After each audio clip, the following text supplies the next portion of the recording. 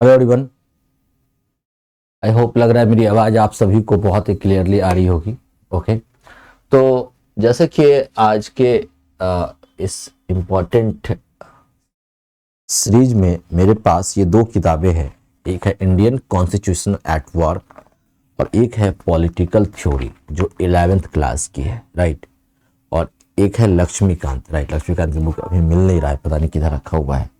Okay, तो मैं आपको कुछ ऐसे इंपॉर्टेंट टॉपिक्स बता देता हूं जो बच्चे 2024 के लिए टारगेट कर रहे हैं। हालांकि देखो, कुछ भी प्रेडिक्ट करना बिल्कुल ही सही नहीं है। जो लास्ट 1.5 years का जो मैंने एक अज्यूम किया हुआ है with the help of the current affairs also, right है ना। क्या आप लक्ष्मीकांत में से कौन कौन सा चैप्टर आपको हर हाल में एक बार नहीं 2-3 बार रिवाइज करना है, और इतना ही नहीं एनसीईआरटी में से कौन कौन से चीज़ों को आपको पढ़ना है, ठीक है। उससे पहले एक बार सेशन को सभी लोग लाइक कर दीजिएगा, शेयर कर दीजिएगा। ओके, तो मैं जैसे कि आप सभी को इसमें एक पॉइंट बताना चाहता हूं, और सभी बच्चों को एक सेकंड रुक जाइए, बस हो गया। एक सेकंड, कहाँ गया। हम्म,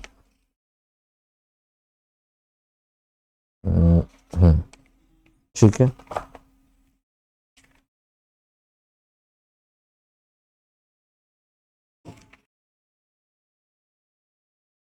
देखिए, सबसे पहली बात कि ये मैं इंडियन पॉलिटी जो लक्ष्मीकांत है, राइट है ना, लक्ष्मीकांत है, ठीक है।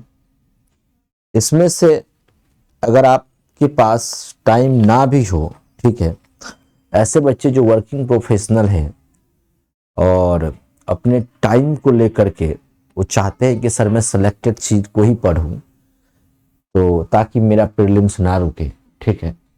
तो देखिए, इसमें जो है ना, मैं आपको बता रहा हूँ सबसे सिंपल पॉइंट। जो पहला है constitutional framework, right.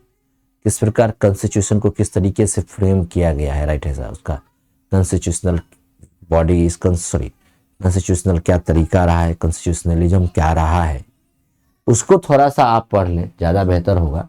And salient features of the constitutional, संविधान की मुख्य विशेषताएं, यूनियन एंड इट्स टेरिटरीज। इस प्रकार आपने देखा यूटी को लेकर के कितना ज़्यादा विवाद रहा, तो हो सकता है यहाँ से आ जाए।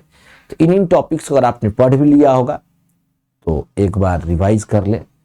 System of government, inter state relation, central government, central council of minister, cabinet committee, Indian parliamentary group and judicial review, right. ये वो टॉपिक्स है जिसको आपको हर हाल में आपको पढ़ना है और रिवाइज करना है, ठीक है। चाहे तो आप इसका स्क्रीनशॉट भी ले सकते हैं। वैसे PIL, state government, state council of minister, consumer commission, local government, union territory, ये जितने भी ये इंपॉर्टेंट टॉपिक है, राइट है ना। मैं एक बार आपको बता देता हूं कि इस टॉपिक्स को तो छोड़ के ही नहीं जाना है, राइट है ना। ये वो टॉपिक है जो टॉपिक अपने आप में बहुत ही इंपॉर्टेंट है, राइट है ना। इन टॉपिक्स के तो मेरे बच्चे आपको छोड़ के ही नहीं जाना है, ठीक है। इनमें जो सबसे ज्यादा जो मोस्ट इंपॉर्टेंट है, राइट है ना, जो मोस्ट इंपॉर्टेंट है, ठीक है। ये जो मैंने जो अभी जो आपको जो मैंने मोस्ट इंपॉर्टेंट बताया, ये आपका मोस्ट इंपॉर्टेंट टॉपिक, इसको आपको हर हाल में आपको पढ़ के ही जाना है, ठीक है। फिर है आपका silent feature of the constitution and union and territories, right. इसको तो आपको हर हाल में आपको पढ़ के ही जाना है, ठीक है। इन टॉपिक्स को आपको बहुत अच्छे तरीके से पढ़ के जाना है, राइट। फिर सिस्टम ऑफ गवर्नमेंट, राइट, मतलब पढ़ना सारा है। एंड फिर इसके बाद इसमें जो एक इम्पॉर्टेंट टॉपिक है वो है आपका सेंट्रल गवर्नमेंट, राइट है ना। सेंट्रल गवर्नमेंट, एक सेकेंड, हाँ ये बंद कर दिया, राइट। ये है आपका एक सेंट्रल गवर्नमेंट, पढ़ना ये भी है लेकिन सेंट्रल गवर्नमेंट को बिल्कुल ही नहीं छोड़ना है, ठीक है। अच्छे तरीके से पढ़ना है, राइट ना। सारे इंपॉर्टेंस है लेकिन मैं बहुत इंपॉर्टेंस टॉपिक की आपको इसमें मैं आपको बता रहा हूँ, राइट है ना। इन टॉपिक्स को बहुत अच्छे तरीके से छोड़ना नहीं है, ठीक है। नेक्स्ट है आपका इसमें, राइट है ना, राइट। फिर ये आपका हो गया जो consumer commission, local government, union territories, constitutional body, state public service, special officers of the linguistic advocate general of the states.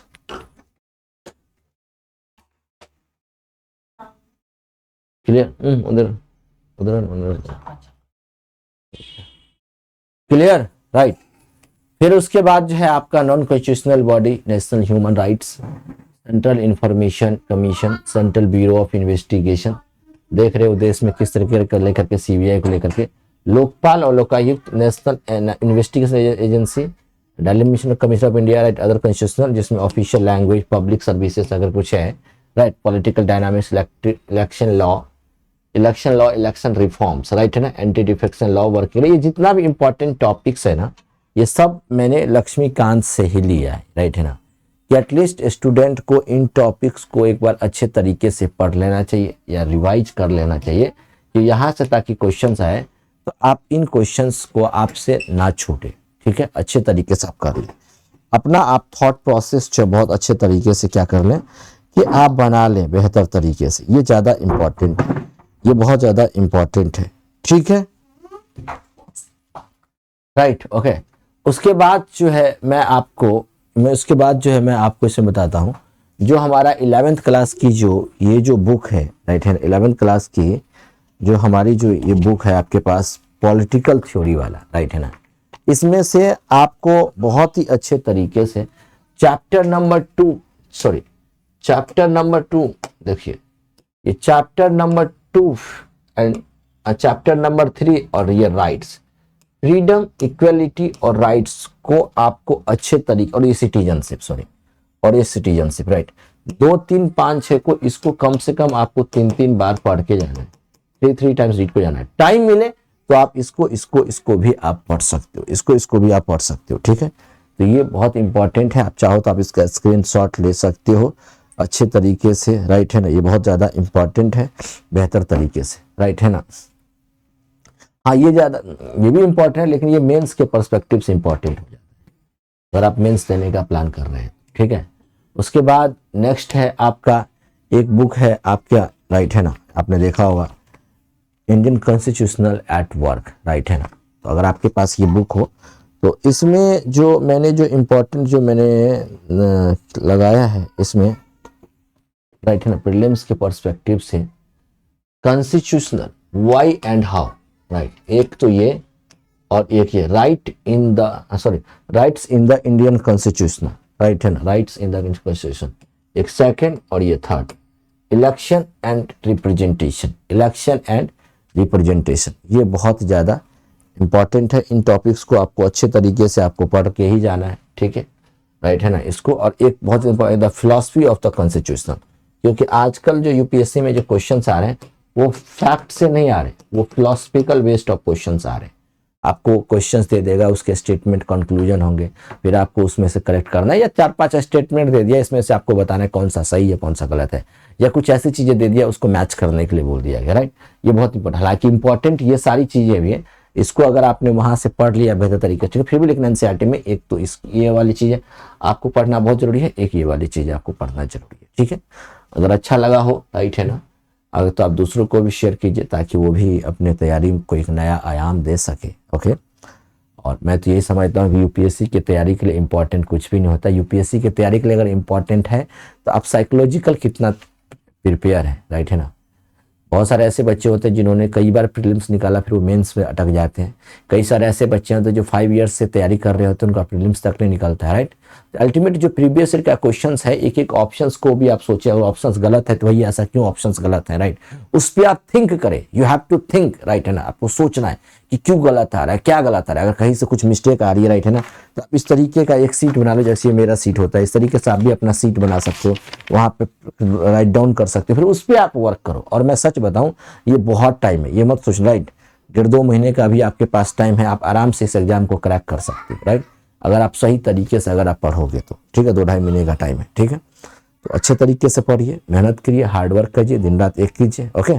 चलो, थैंक यू सो मच। अगर अच्छा लगा हो तो प्लीज़ आप इस चैनल को सब्सक्राइब कीजिए, राइट है ना, और इस चैनल पे आपको सब्सक्राइब करके यहाँ भी जो है ना आपको इंपॉर्टेंट चीज़ों को लेकर के आपको देखना बहुत ज़रूरी है, राइट है ना। चैनल पे मैंने सीसैट का फ्री लेक्चर्स लिया, कुछ इंपॉर्टेंट टॉपिक्स को लेकर फ्री बताया है। अगर आप सीसैट में अगर आप ज़्यादा वीक हैं, ठीक है, तो संजय कुमार शाह ऑफिशियल, राइट, इस चैनल पे जा करके, राइट है ना, इसको सब्सक्राइब कर सकते हैं। यहाँ पे वीडियोस के सेक्शन में या प्लेलिस्ट के सेक्शन में आप जा करके आप इंपॉर्टेंट चीज़ों को आप देख सकते हैं, प्रिपरेशन स्ट्रैटेजी वगैरह। ठीक है, चलो thank you so much, God bless you, take care. और आप किस स्टेट से मुझे देख रहे हैं कमेंट सेक्शन में मुझे कमेंट करके जरूर बताना, राइट। क्या आप चाहते हो ऐसे हिस्ट्री में भी बता दूं, ज्योग्राफी में भी बता दूं, राइट, इकोनॉमिक्स में भी बता दूं, इन्वायरमेंट एंड इकोलॉजी में भी बता दूं, तो प्लीज मुझे कमेंट सेक्शन में कमेंट करना, क्योंकि इसको बताने के लिए ये मत सोचना कि मेरी खुद की रिसर्च है। बहुत सारे ऐसे बच्चे हैं जो मेरे सेलेक्टेड हैं, बहुत सारे ऐसे बच्चे हैं जो काफी टाइम से इस फील्ड में है, राइट है ना। तो कम से कम इसमें हम लोगों का 10 to 15 लोगों का एक मेहनत है, तभी हम आपको बता पा रहे हैं कि ये चीजें इंपॉर्टेंट है। ठीक है, इसको आप पढ़ के चले जाए, राइट। आया तो ठीक है, नहीं आया तो कोई बात नहीं, बात समझ में आ रही है, आएगा तो जरूर, ये ध्यान रखना। ठीक है, चलो thank you, bye bye, take care. कोई भी इंक्वायरी हो मेरे व्हाट्सएप नंबर पर कनेक्ट कर सकते हो with the help of the any batches, right. New batches start हो चुके हैं एनसीईआरटी के भी और सीसैट के भी और फाउंडेशन जीएस एंड मेंटरशिप।